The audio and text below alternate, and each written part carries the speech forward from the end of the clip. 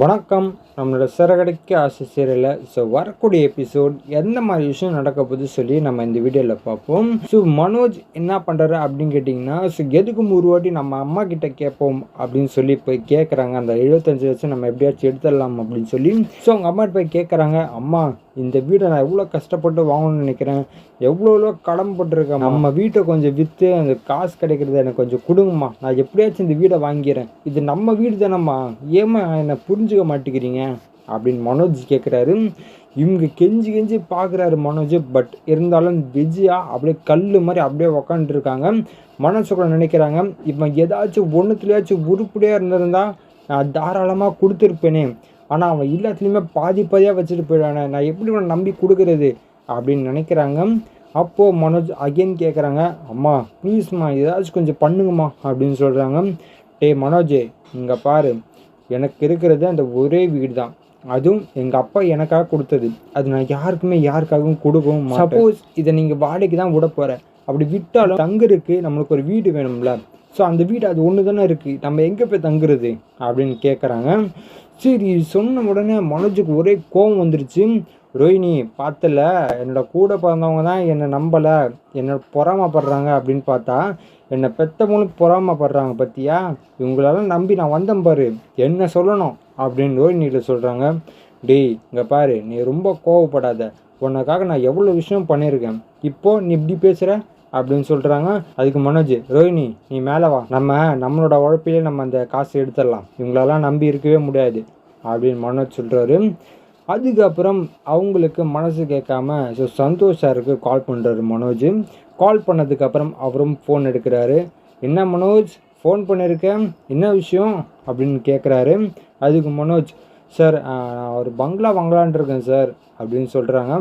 அப்படியே மனோஜ், நல்ல விஷயம், இப்படி தான் முன்னேறி போனோம், எனக்கு இப்படிலாம் உள்ளவங்களும் எனக்கு ரொம்ப பிடிக்கும் அப்படின்னு சொல்கிறாங்க.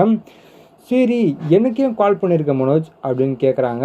சார், அது வீடுக்கு கொஞ்சம் நான் காசுலாம் ரெடி பண்ணிட்டேன், பட் இருந்தாலும் எனக்கு ஒரு 75 lakhs வந்து கம்மியாகுது சார், கொஞ்சம் உணவு ஏதாச்சும் ஹெல்ப் பண்ண முடியுமா அப்படின்னு கேட்குறாங்க. மனோஜ், அது பண்ண முடியாது மனோஜ், ஏன்னா நான் உங்களுக்கு டீலர் வேறு கொடுத்துருக்கேன், அந்த காசை நான் உங்களுக்கு கரெக்டாக பேங்க் அக்கௌண்ட்டில் போட்டுருவேன், ஆனால் இந்த பிஸ்னஸ் பண்ணுறவங்கக்கிட்ட நான் காசு கொடுக்குறது இல்லை மனோஜ் அப்படின்னு சொல்கிறாங்க. சார், நான் ப்ளீஸ் சார் கொஞ்சம் ஏதாச்சும் பார்த்து பண்ணுங்க சார், ஏன்னா என் தம்பிக்கு அந்த வீட்டில் ரூமே இல்லை சார், அவனுக்காக தான் நான் அந்த வீட்டை வாங்கியிருக்கேன். நாங்கள் எல்லாருமே கூட்டு குடும்பமாக ஒரே வீட்டில் இருக்கணும்னு சொல்லி தான் அந்த வீட்டை வாங்கியிருக்கேன், ஏன்னா அவன் மேலே போய் படுத்துருவான், ஒன்றாவே இருக்க முடியாது, அதுக்காக தான் சார் நான் அந்த பங்களா வாங்கியிருக்கேன் அப்படின்னு சொல்கிறாங்க. இது கேட்ட உடனே சந்தோஷ் சார் மனசிறங்கி போயிடுறாரு. சரி, ஃபேமிலிக்காக தானே பண்ணுறாரு, நம்ம கொடுப்போம்னு சொல்லி அந்த 75 லட்சம் காசும் கொடுக்குறாரு மனோஜுக்கு. மனோஜுக்கு பார்த்த உடனே, சார் ரொம்ப நன்றி சார், என்னை நம்பி சில பேர் தரவே இல்லை, ஆனால் நீங்கள் என்னை நம்பி கொடுத்துருக்கீங்க பாருங்கள், ரொம்ப நன்றி சார் அப்படின்னு சொல்கிறாங்க. மனோஜ், அதெல்லாம் இருக்கட்டும், காசு ஒழுங்காக வந்துடணும், ஓகேவா, அப்படி வரலன்னா நான் உங்களுக்கு மாதம் கொடுக்குற காசில் பிடிச்சிட்டு தான் கொடுப்பேன் அப்படின்னு சொல்கிறாங்க. சார், அதெல்லாம் பிரச்சனையே வராது சார், நான் கரெக்டாக கொடுத்துருவேன் அப்படின்னு சொல்கிறாங்க. அதுக்கப்புறம் மனோஜ் ஸ்ட்ரெயிட்டாக வீட்டுக்கு போகிறாங்க. வீட்டுக்கு போனதுக்கப்புறம் திமிரா பேசுகிறாங்க. என்னை நம்பி நீங்கள் யாருமே காசு கொடுக்கல, ஆனால் என்னை நம்பி சந்தோஷ் சார், அதாவது 3வது மனுஷன் எனக்கு நம்பி காசு கொடுத்துருக்காரு பார்த்தீங்களா, இதுதான் நம்பிக்கைன்னு சொல்கிறது, ஆனால் நீங்களாம் வச்சுருக்கீங்க பாருங்கள், உங்களெல்லாம் நான் நம்பவே மாட்டேன், இருந்தாலும் சரி நீங்கள் எல்லாருமே என் வீட்டிலே வந்து இருங்க அப்படின்னு சொல்கிறாங்க. ஏன் அவர் அப்படி சொல்கிறாரு அப்படின்னு பார்த்தீங்கன்னா, சந்தோஷ் சார் ஃபேமிலிக்காக தான் பண்ணுறேன் அப்படின்னு சொன்னார். சப்போஸ் அவர் வந்து பார்க்குற மாதிரி இருந்துச்சுன்னா இங்கே யாருமே இல்லைன்னா அவர் தப்பாக நினச்சிடுவார், காசு திருப்பி வாங்கிடுவாருன்னு சொல்லி இந்த மாதிரி மனோஜ் ஒரு பிளானை போடுறாரு. முத்து சொல்கிறாரு, அதெல்லாம் இருக்கட்டும், அதெல்லாம் நான் பார்த்துக்கிறேன், நீ எதுக்கு பிளான் போடுறேன்னு எனக்கு தெரியும், எனக்கு இந்த வீட்டில் இருக்க தான் பிடிச்சிருக்கு அப்படி முத்து சொல்கிறாரு. அப்புறம் ரவி கிட்ட கேட்குறாங்க, என்ன ரவி, நான் சொல்கிறது கரெக்டு தானே அப்படி முத்து சொல்கிறாரு. ஆமாடா, எனக்கும் இந்த வீட்டில் இருக்க தான் பிடிச்சிருக்கு அப்படின்னு சொல்கிறாங்க. இது கேட்டோன்னா மனோஜ் திருப்பி கோவம் வந்துருச்சு.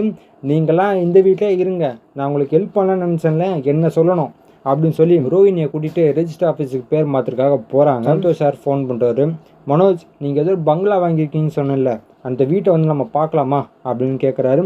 சார், இன்னும் சார் சொல்கிறீங்க, வாங்க நான் இன்றைக்கே கூப்பிட்டு போய் காமிக்கிறேன் அப்படின்னு மனோஜ் சொல்கிறாரு. ஓகேன்னு சொல்லி அவரும் வந்துட்டார். வந்ததுக்கப்புறம் அந்த வீட்டெல்லாம் சுற்றி பார்க்குறாரு. மனோஜ், இந்த வீடு சூப்பராக இருக்குது மனோஜ், இந்த மாதிரி ஒரு வீடாக வாங்கி நீங்கள் முன்னேறி போகணும் அப்படின்னு சொல்கிறாங்க. சார் ரொம்ப நன்றி சார், அப்படின்னு சொல்கிறாங்க. ஆமாம் மனோஜ், எனக்கு இந்த வீடு பார்த்தோன்னு ஒரு சந்தேகமாக இருக்குது. 5 கோடி ரூபாய் மதிப்பு இருக்குன்னு சொன்னீங்க, ஆனால் 3 கோடி ரூபாய்க்கு எப்படி கொடுத்தாங்க? அந்த பேப்பர் ஒர்க்லாம் கொஞ்சம் ஒழுங்காக பார்த்தீங்களா அப்படின்னு அவர் கேட்குறாரு. சார் அதெல்லாம் இல்லை சார், நாங்கள்லாம் கரெக்டாக பார்த்துருக்கேன் சார். என்னோடய ஃப்ரெண்டு தான் கூட்டிகிட்டு வந்தார்.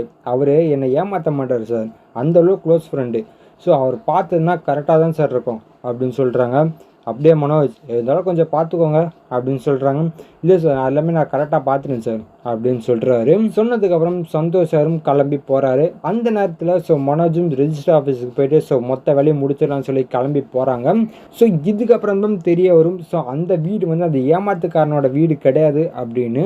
ஸோ இதுக்கப்புறம் எந்த மாதிரி விஷயம் நடக்க போகுதுன்னு சொல்லி நான் அடுத்த வீடியோவில் உங்களுக்கு அப்டேட் பண்ணுறேன். ஸோ அதற்கு நம்ம சேனல் சப்ஸ்கிரைப் பண்ணி பக்கத்தில் பெல் ஐக்கன் கிளிக் பண்ணி வச்சுக்கோங்க. நன்றி, வணக்கம்.